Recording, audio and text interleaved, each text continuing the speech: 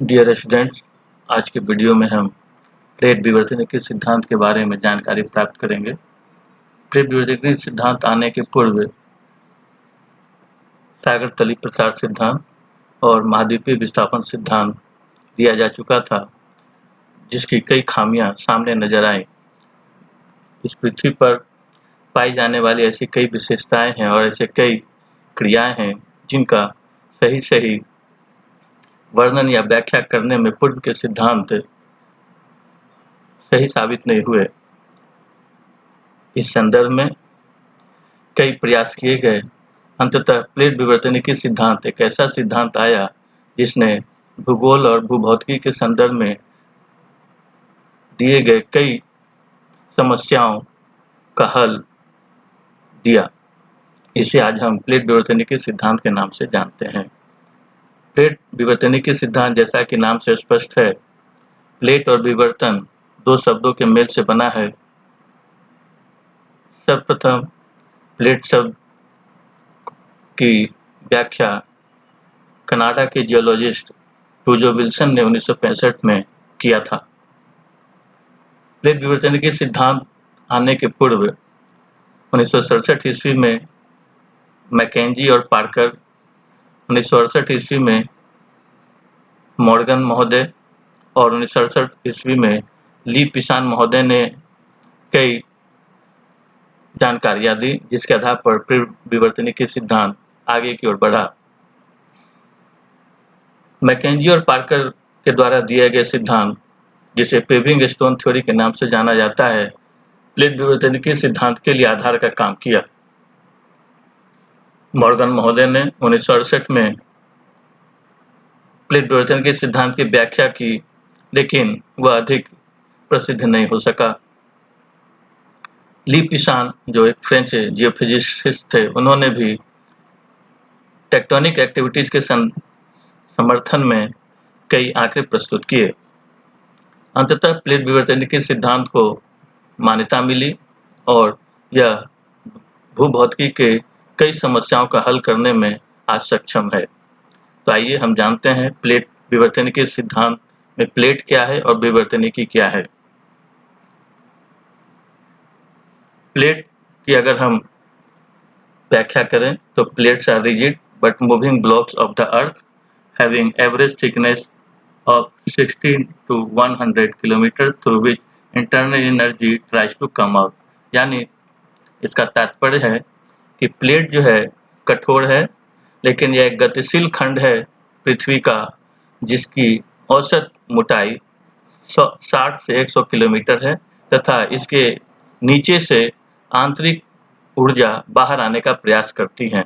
आपको पता होगा, भूकंप जब आता है तो आंतरिक ऊर्जा बाहर निकलती है, जिससे भूमि में कंपन हो जाता है। यही आंतरिक एनर्जी बाहर निकलने का प्रयास करती है। अब एक सवाल मन में यह भी उठ रहा होगा कि ये ऊर्जा कहाँ से आती है। तो हम बता दें कि ये आंतरिक ऊर्जा का स्रोत जो है वो रेडियो एक्टिव मिनरल से निकलने वाली ऊर्जा तरंगे हैं, जो अंदर ही अंदर इकट्ठा होती रहती हैं और यही अंततः ऊर्जा तरंगे बाहर निकलने का प्रयास करती है और जहां कहीं भी कठोर के बजाय हल्की प्लेटें मिलती हैं, वहां पर ये तरंगे बाहर निकल जाती हैं और भूकंप का कारण बनती हैं। प्लेट्स कठोर हैं और गतिशील भी हैं। परिणाम ये होता है कि प्लेट के गतिशील होने के कारण प्लेट के किनारों पर folding, faulting, warping, volcanic activity, earthquake, submergence, emergence, tension और ऐसे ही कई विवर्तनिकी प्रक्रियाएं संपन्न होती हैं। प्लेट के किनारों के सहारे क्योंकि ये विवर्तनिकी प्रक्रियाएं संपन्न होती हैं, इसलिए इस सिद्धांत को प्लेट विवर्तनिकी सिद्धांत कहा जाता है। वोल्केनिक एक्टिविटी के अंतर्गत पृथ्वी के नीचे से या आंतरिक भाग से कहें तो मैग्मा बाहर की ओर निकलता है।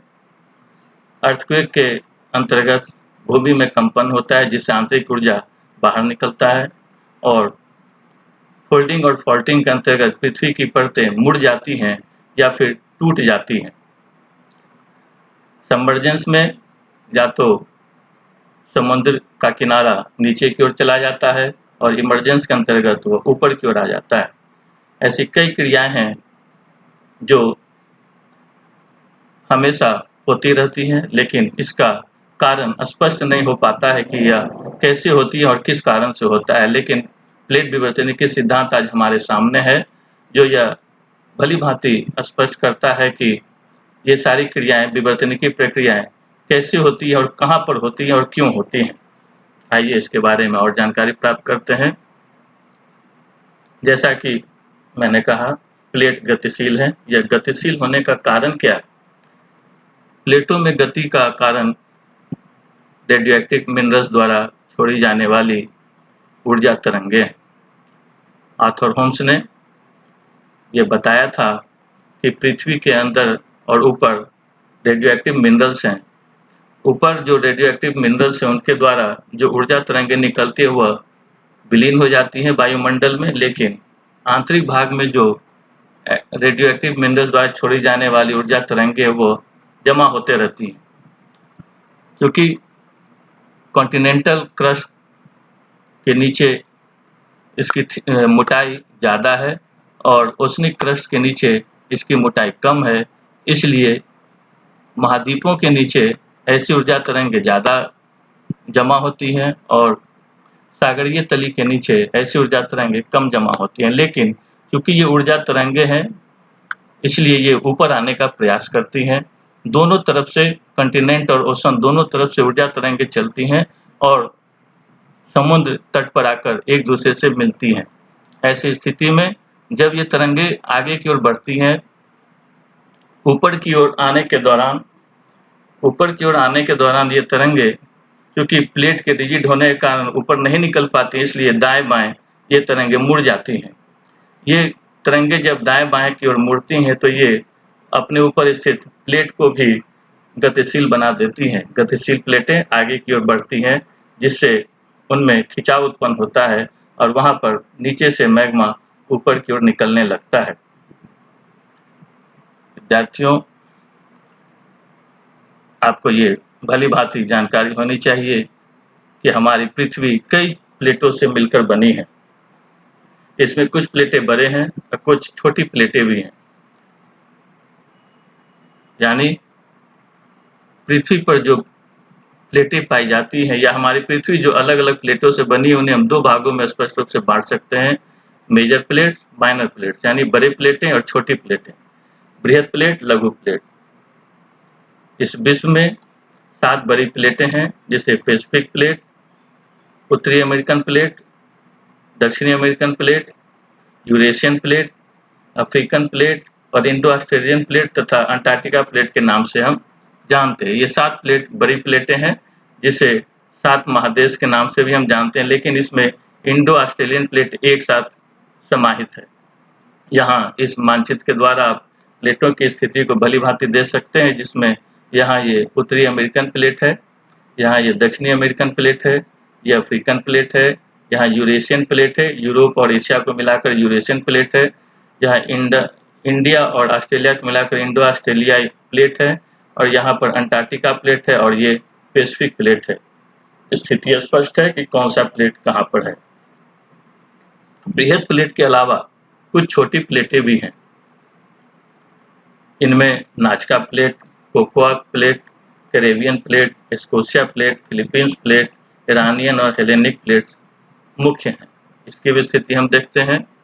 ये देखिए, उत्तरी अमेरिका और दक्षिणी अमेरिका के बीच यहाँ पर कोकोस प्लेट है, जिसे कोकोस के नाम से जानते हैं। दक्षिण अमेरिका के पश्चिम की ओर नाजका प्लेट है। दक्षिण अमेरिका के दक्षिण पूर्व में स्कोशिया प्लेट की स्थिति है। उत्तरी और दक्षिणी अमेरिका के मध्यवर्ती भाग में उत्तर की ओर या कहें पूरब की ओर कैरेबियन प्लेट है, जबकि यहाँ पर ईरानियन प्लेट और हेलेनिक प्लेट की स्थिति है। ये मुख्य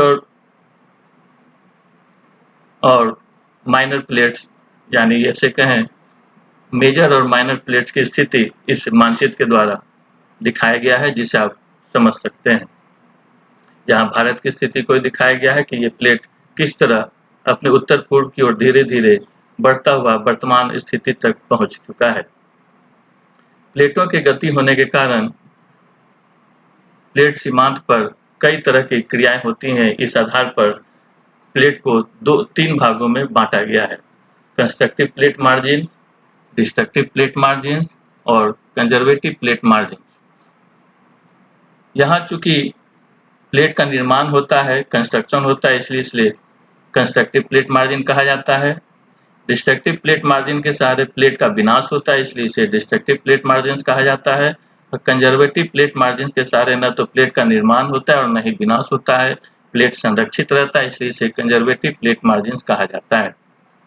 अब आइए इसकी विस्तृत जानकारी प्राप्त करते हैं। कंस्ट्रक्टिव प्लेट मार्जिन के अंतर्गत यहाँ पर दो प्लेट्स दो अलग अलग दिशाओं की ओर एक केंद्र से विस्तारित होती हैं। जैसे यहाँ आप देख सकते हैं, या here two plates diverge into two different parts from a center, यानी एक केंद्र से यहाँ पर प्लेट दो अलग अलग दिशाओं की ओर गतिशील होती हैं। परिणाम स्वरूप क्या होता है कि नीचे से जो मैग्मा है वो ऊपर की ओर निकलता है और तली पर आने के बाद चूंकि वह पानी के संपर्क में आता है महासागरीय तली पर, इसलिए वहाँ वह प्लेट का निर्माण करता है। ठंडा होने के बाद वही मैग्मा सरफेस का निर्माण करता है, प्लेट का निर्माण करता है, इसलिए इसे कंस्ट्रक्टिव प्लेट मार्जिन कहा जाता है। इस तरह की क्रियाएं मुख्य रूप से अटलांटिक महासागर में देखने को मिलता है, जहाँ एस आकार में ये मिड ओशनिक रिज फैला हुआ है। लगभग 14,000 किलोमीटर की लंबाई में ये फैला हुआ है उत्तर से दक्षिण की ओर। ये mid oceanic ridge constructive plate margin का बहुत ही सुंदर उदाहरण प्रस्तुत करता है। यहाँ पर प्लेट का निर्माण होता है, कंस्ट्रक्शन होता है, इसलिए यह कंस्ट्रक्टिव प्लेट मार्जिन है। यहाँ पर प्लेट का निर्माण होता रहता है। दूसरा है destructive plate margin. Destructive plate margin के अंतर्गत दो विभिन्न दिशाओं से आने वाली प्लेटें एक केंद्र की ओर आकर मिलती हैं। ऐसी स्थिति में ये प्लेटें सबडक्ट होती हैं और प्लेट का यहाँ पर विनाश होता है, इसलिए इसे डिस्ट्रक्टिव प्लेट मार्जिन कहा जाता है। प्लेट टेक्टोनिक्स के अंतर्गत इसी जगह पर इसी समय जब दो प्लेटें आपस में एक दूसरे से टकराती हैं तब टेक्टोनिक एक्टिविटीज होती हैं, विवर्तनिकी प्रक्रियाएं होती हैं और प्लेट का विनाश होता है, इसलिए इसे डिस्ट्रक्टिव प्लेट मार्जिन कहा जाता है। अब यहाँ पर यह जानना आवश्यक हो जाता है कि प्लेट का डिस्ट्रक्शन क्या एक ही तरह का होता है या अलग अलग तरीके से भी होता है।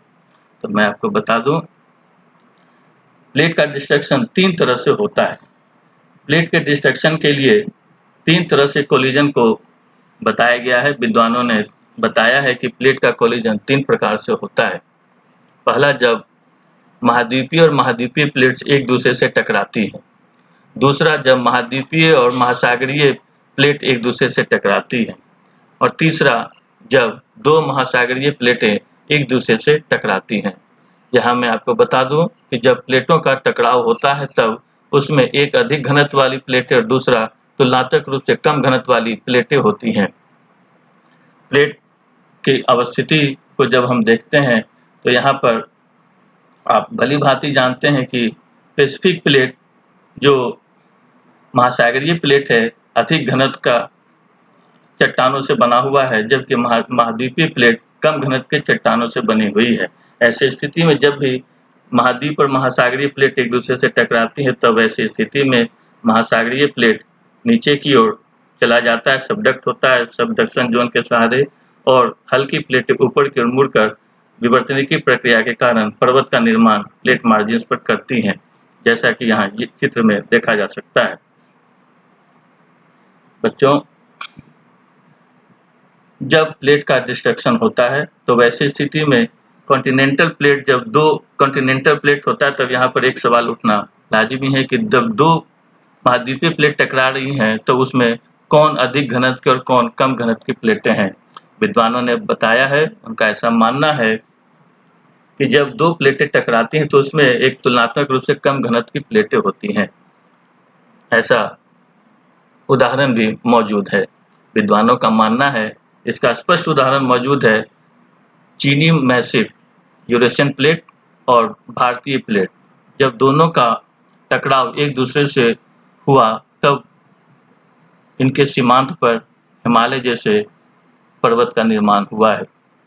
अभी दोनों प्लेटें, महाद्वीपीय प्लेटें, इनमें कौन भारी और कौन अधिक घनत्व की और कौन कम घनत्व की प्लेटें हैं, यहाँ पर यह जानना जरूरी है, क्योंकि भारतीय प्लेट के साथ हिंद महासागर की प्लेटें जुड़ी हुई हैं।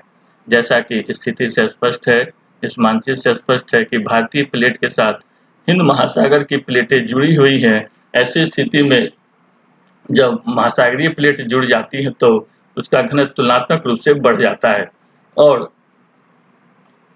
चीनी मैसिव यानी यूरेशियन प्लेट का घनत्व कम तुलनात्मक रूप से हो जाता है। ऐसी स्थिति में जब दोनों प्लेटें एक दूसरे से टकराने की स्थिति में होती हैं तब भारतीय प्लेट नीचे की ओर सबडक्ट करती है और यूरेशियन प्लेट ऊपर की ओर उठ जाता है। यही कारण है कि भारत और चीन की सीमा पर हिमालय जैसे विशाल पर्वत का निर्माण संभव हो सका है। जब पर्वतों का निर्माण होता है तब यहाँ पर जो पर्वत बनता है उसे हम फोल्ड माउंटेन या वलित पर्वत के नाम से जानते हैं।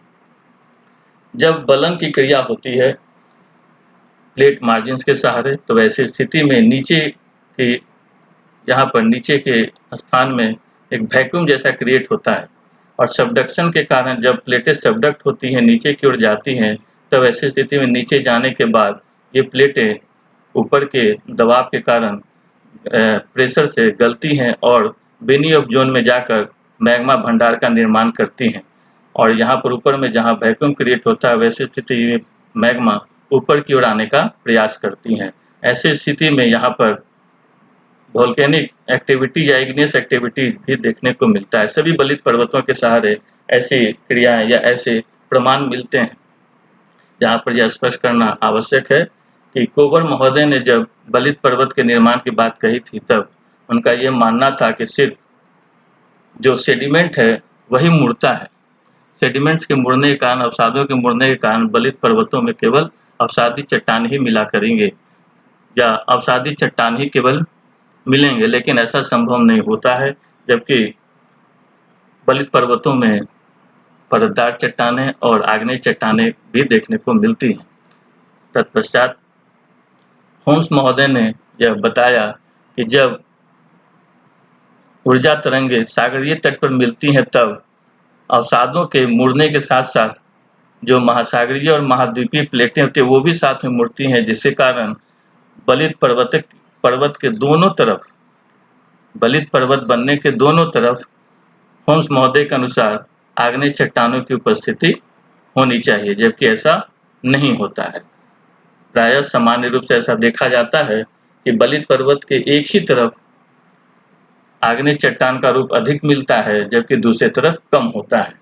ऐसा इसलिए होता है क्योंकि जो अधिक घनत्व की चट्टानें होती हैं, प्लेट विवर्तन के सिद्धांत के अनुसार, प्लेट विवर्तन के सिद्धांत ने इसको स्पष्ट किया है कि जब अधिक घनत्व की चट्टानें नीचे की ओर जाती हैं और हल्की घनत्व की चट्टानें मुड़कर पर्वत का निर्माण करती हैं, बलित पर्वत का निर्माण करती है, फोल्ड माउंटेन का निर्माण करती हैं, तब यहाँ पर नीचे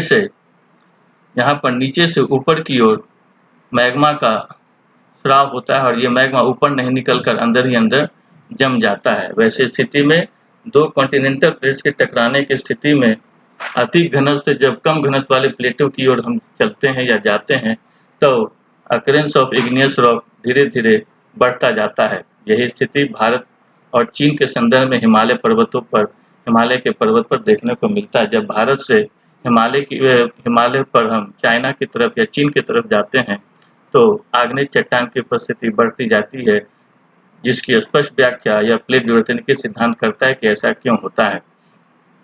एक बात यहाँ और भी बता दें, अधिक घनत्व की चट्टानें जब नीचे की ओर मुड़ती हैं और कम घनत्व की चट्टानें आपस में टकराती हैं, अधिक और कम घनत्व की चट्टानों के टकराने के कारण जो अधिक घनत्व की चट्टानें हैं उनके द्वारा जोरदार धक्का लगता है। वैसी स्थिति में यहाँ पर तीव्र ढाल का निर्माण होता है और जिधर कम घनत्व की चट्टानें होती हैं उधर हल्के घनत्व के चट्टान के कारण मंद ढाल का निर्माण होता है। कहने का मतलब ये है कि जब दो प्लेटें टकराती है, महाद्वीपीय प्लेटें टकराती हैं, तो वैसी स्थिति में अधिक घनत्व के प्लेट के तरफ पर्वत निर्माण के साथ ही तीव्र ढाल का निर्माण होता है, जबकि कम घनत्व वाले प्लेट की तरफ कम ढाल का निर्माण होता है। यही स्थिति हिमालय के साथ भी देखने को मिलता है। आप सुनते होंगे बच्चों, आप सुनते होंगे कि हिमालय पर या माउंट एवरेस्ट पर जो चढ़ाई की जाती है वह चीन की तरफ से ज़्यादा किया जाता है, भारत की तरफ से नहीं होता है।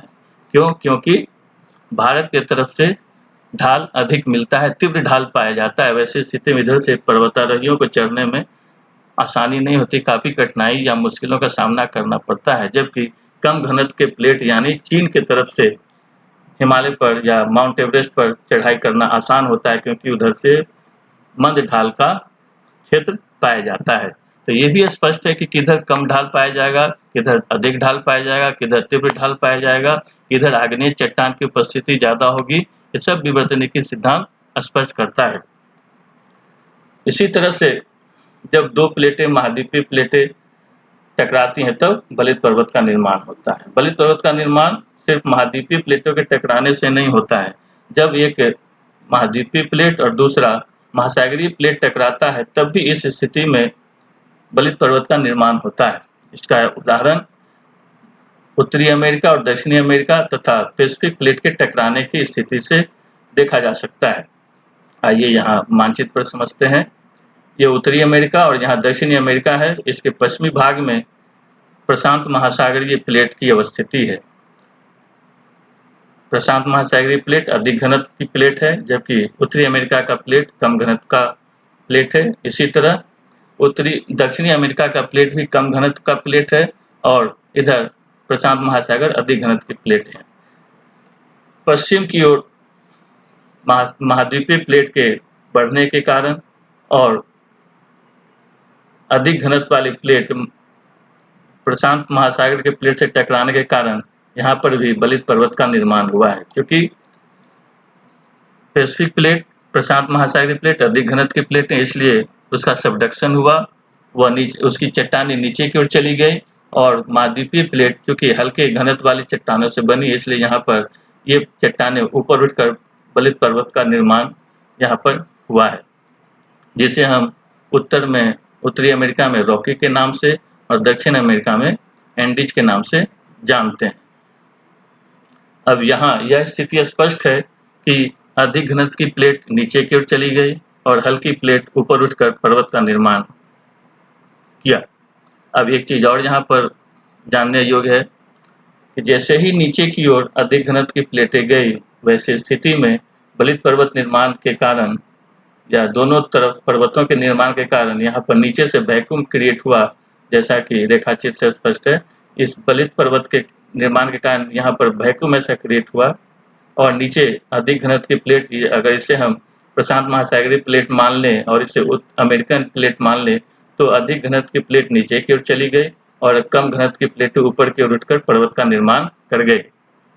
नीचे जाने के क्रम में जहाँ पर ये प्लेट नीचे की ओर गई, जिसे सबडक्शन जोन कहा जाता है, क्योंकि प्लेट नीचे की ओर सबडक्ट हो गई इसलिए इसे सबडक्शन जोन कहा जाता है। सबडक्ट होने के बाद ये नीचे जाकर चट्टानें पिघल जाती हैं अधिक दबाव से और ऐसी स्थिति में मैग्मा का निर्माण करती हैं और यही मैग्मा अंदर ही अंदर जो वैक्यूम क्रिएट हुआ उसमें जाकर फंस जाती है। बाहर निकलने का अगर रास्ता मिलता है तो वो ज्वालामुखी पर्वत का निर्माण करती है, अगर रास्ता नहीं मिलता है तो वहाँ पर वो फंस कर रह जाती है और इग्नियस चट्टानों का निर्माण करती है, आग्नेय चट्टानों का निर्माण करती है। तीसरा कोलिजन जो है वह यहाँ पर स्पष्ट है।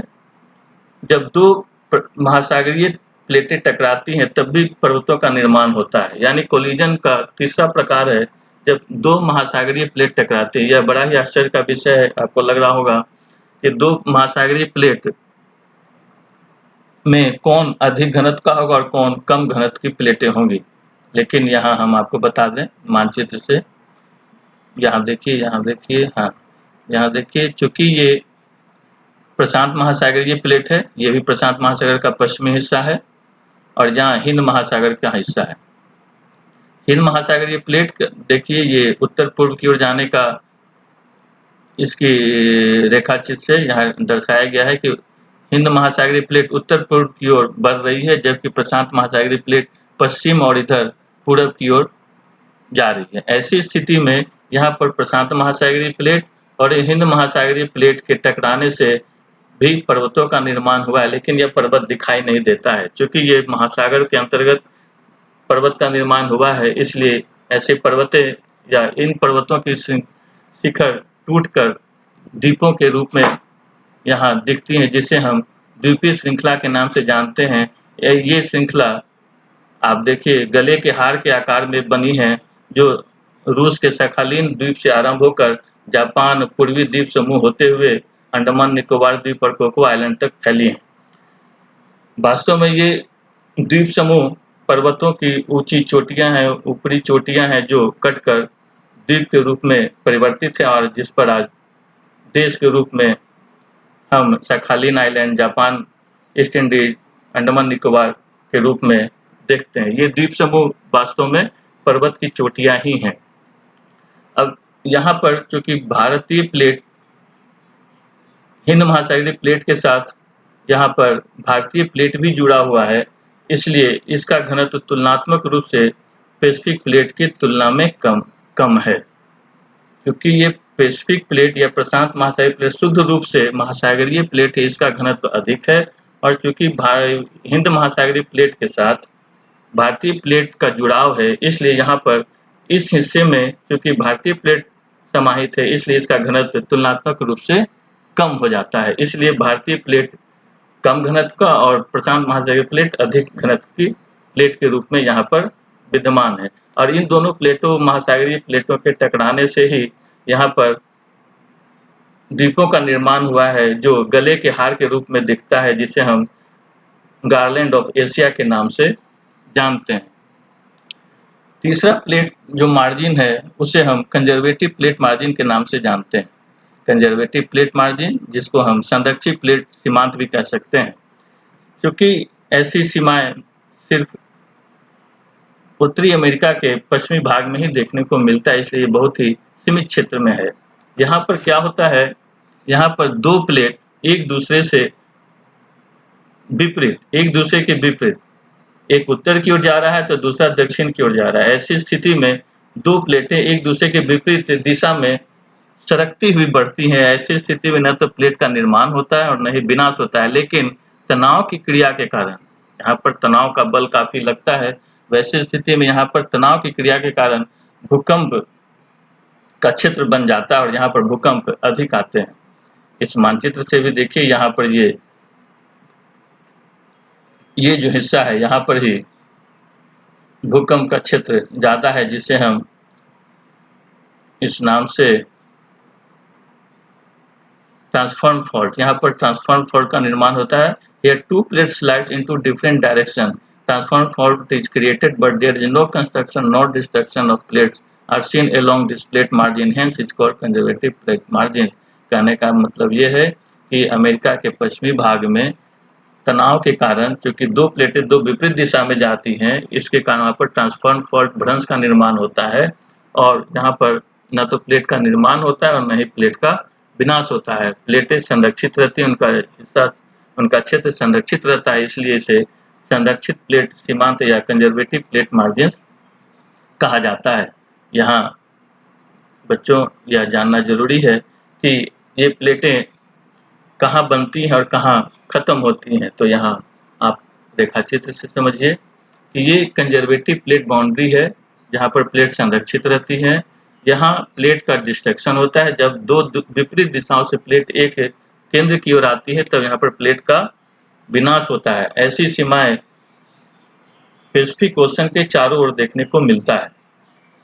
ये पैसिफिक ओशन है, प्रशांत महासागर के दोनों तरफ, यानी प्रशांत महासागर के चारों तरफ इस तरह की घटनाएं होती रहती हैं।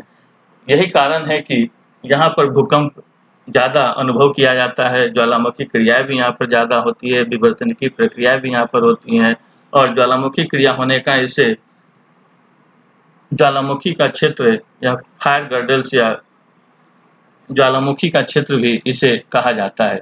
आप जानते होंगे कि जापान में प्रतिदिन भूकंप आते हैं। भूकंप आने का कारण यही है कि चूंकि जापान सबडक्शन जोन पर ही अवस्थित है, सबडक्शन जोन के कारण वहाँ की चट्टानें नीचे की ओर और ऊपर की ओर जाती रहती हैं, इसके कारण वहाँ पर प्रतिदिन हल्की तीव्रता के भूकंप आते रहते हैं और कभी-कभी अचानक यही भूकंप जब अधिक तीव्रता की हो जाती है तो जान-माल की अधिक नुकसान कराती है। तो ये constructive plate margins mid oceanic ridge के सहारे अटलांटिक महासागर में पाया जाता है और इंडियन ओशन में पाया जाता है। डिस्ट्रेटिक प्लेट मार्जिन पैसिफिक ओशन के चारों ओर पाया जाता है और विश्व के कई दूसरे हिस्सों में भी पाया जाता है, लेकिन यह आज भी कौतूहल का विषय या विद्वानों के मत के बीच है या विद्वानों के मध्य यह निश्चित नहीं हो पाया है कि किस प्लेट की दिशा किस तरफ होगी, क्योंकि भारतीय प्लेट अगर उत्तर पूर्व की ओर जा रहा है तो भारत में ही दूसरे क्षेत्रों में उसकी सीमाएं या उसकी प्लेट किसी दूसरे डायरेक्शन में जा रही है। यानी प्लेट किस दिशा में क्यों जा रहा है ये कहना आज भी संभव नहीं हो सका है। एक ही प्लेट में दो अलग-अलग दिशाओं में कभी-कभी गतियां देखने को मिल जाती हैं। कंजर्वेटिव प्लेट मार्जिन अमेरिका के पश्चिमी भाग में है, जो सेंट एंड्रियास फॉल्ट के नाम से जाना जाता है। यहाँ पैसिफिक और अमेरिकन प्लेट के एक दूसरे के विपरीत दिशा में जाने के कारण स्लिप ऑफ स्लोप के कारण प्लेट संरक्षित है। बच्चों, यहाँ पर एक बात आपको और बता दें, जब प्लेट का मूवमेंट होता है तो यहाँ आप देखिए, यहाँ ये लिखा हुआ है कि all plates have relative movement, यानी प्लेट्स के बीच सापेक्षिक गति होती है। इसका कहने का तात्पर्य यह है, जब एक प्लेट में गति होती है या एक प्लेट किसी कारण से आगे की ओर बढ़ता है तो उसका निश्चित प्रभाव दूसरे प्लेट पर पड़ता है। एक प्लेट के बढ़ने के कारण उसका धक्का दूसरे प्लेट पर पड़ता है, उसका फिर इसी तरह से दूसरे प्लेट पर धक्का पड़ता जाता है। यानी एक प्लेट के मूवमेंट के कारण दूसरे प्लेट पर भी निश्चित रूप से प्रभाव पड़ता है, उस पर धक्का लगता है। इसलिए आप सुनते होंगे जब एक जगह भूकंप आता है तो कुछ ही दिनों के बाद किसी विश्व के किसी दूसरे कोने में अवश्य रूप से या निश्चित रूप से भूकंप आता है, क्योंकि इसका कारण यही है कि ऑल प्लेट सभी प्लेटें एक दूसरे के सापेक्ष घूमती हैं। तो मैं समझता हूँ कि आप प्लेट विवर्तन के सिद्धांत से भली भांति परिचित हो गए होंगे। वीडियो देखने के लिए धन्यवाद।